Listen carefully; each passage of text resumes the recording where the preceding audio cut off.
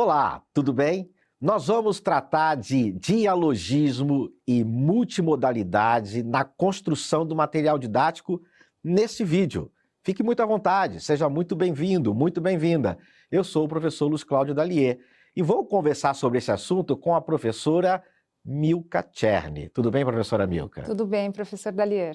Professora Milka, vamos começar com o dialogismo. Dá para explicar rapidamente o que seria esse conceito, que a gente sabe que vem dos estudos linguísticos? Sim, dos estudos linguísticos formulados por Bakhtin, que é um teórico russo, estudioso da língua, da linguagem, da cultura popular, e que chegou à seguinte conclusão, que todo falante é um ser por si só, de início, respondente.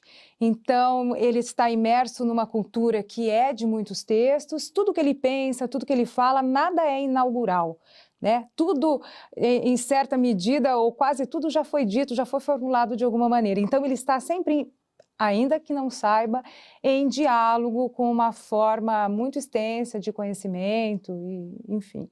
Então, quando eu escrevo, eu dialogo com alguém que já escreveu. Quando eu falo, eu dialogo com alguém que já falou, ou até mesmo com aqueles que escreverão e falarão no futuro. Esse entendimento de dialogismo, né, que tem a ver com a linguagem, tem a ver também com o conceito de voz, né? Ou seja, com a ideia de várias vozes, de uma polifonia.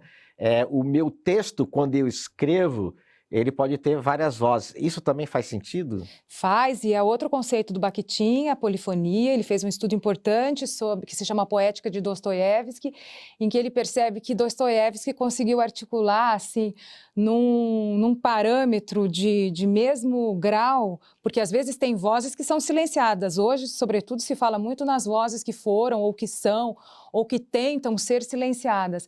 E Bakhtin conseguiu perceber em Dostoiévski, nos romances do Dostoiévski, essa igualdade de vozes, essa valorização de vozes, né? E aí, por isso, o romance polifônico. E que isso não só na literatura é muito interessante, muito intrigante, mas também no material didático, claro.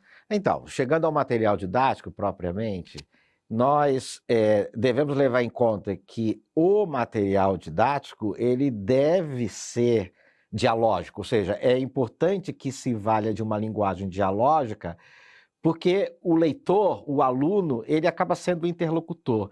Esse seria um bom caminho para a gente pensar na construção do material didático, né? É um material didático, ele é um texto muito específico, talvez seja o texto que mais seja necessário pegar pela mão, né? Puxar, conduzir. Pegar pela mão o nosso leitor, o nosso aluno, né? Pegá-lo também para fazer as coisas que precisam ser feitas, então, engajá-lo. Hoje se usa muito a palavra engajamento. Se tem algo que precisa de engajamento, é a relação do aluno com o conjunto de materiais didáticos, né? Antigamente o mais conhecido era o livro didático e hoje nós temos muitas outras formas. Então, esse diálogo, né, que o autor vai travar com o aluno, que é o interlocutor, precisa ser muito próximo. Isso é interessante, né? Porque a ideia, então, é que a voz daquele que constrói o material didático é uma voz acolhedora, né? E motivadora, que convida, que envolve o aluno, ou o usuário, o leitor do material didático. E aí, nesse caso, né, professora Milka, é um texto distinto do texto acadêmico, né? Do artigo científico acadêmico, porque no texto científico acadêmico, geralmente prevalece, em muitas áreas do conhecimento, a impessoalidade, não é? Ou seja, a não marcação de uma voz presente no texto, né?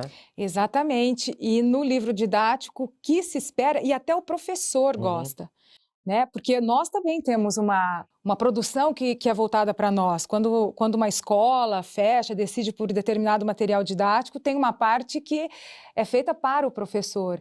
E essa linguagem mais próxima, mais amistosa, bem marcada de quem está construindo aquele material, de como que nos trata e trata os alunos, isso é muitas vezes até definidor da escolha do material didático. Um outro aspecto que eu anunciei aqui no começo do nosso bate-papo, do nosso vídeo, é a multimodalidade. A ideia de que o material didático em relação à linguagem deve trabalhar com diferentes modalidades. Eu acho até que vale a pena lembrar uma lição muito antiga, a gente aprende lá na escola, na educação básica, né?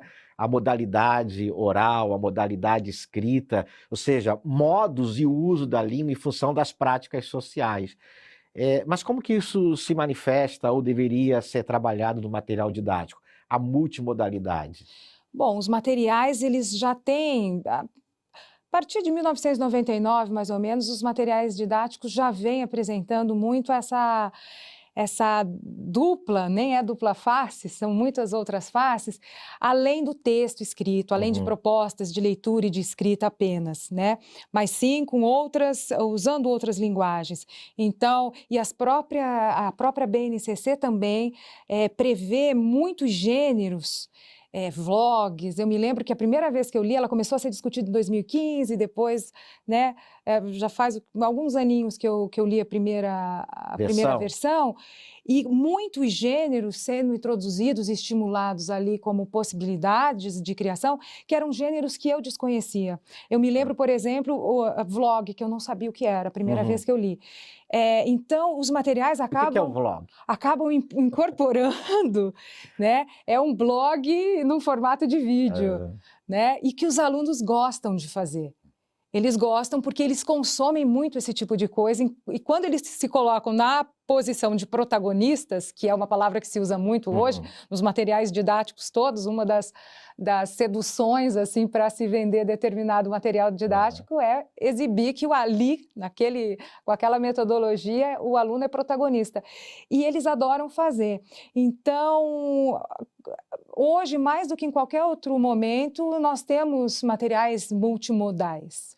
E aí aprende, né, que a multimodalidade tem a ver com a linguagem verbal, a linguagem não verbal, e isso no livro impresso antigo a gente encontrava, claro, porque em algumas gramáticas, em alguns livros didáticos, já se usava a charge, a tirinha, a imagem, mas hoje com a internet, com os meios digitais, as possibilidades são grandes, né? A gente pode falar de linguagens hipermediáticas. A multimodalidade vai muito além de um desenho, de uma imagem, né? Ah, sim, os sistemas de ensino têm muitas opções e os alunos também, né? Eles vão descobrindo e às vezes trazendo para a sala de aula ah, aplicativos, coisas assim muito interessantes e vão compondo junto com o próprio professor e com o material adotado pela escola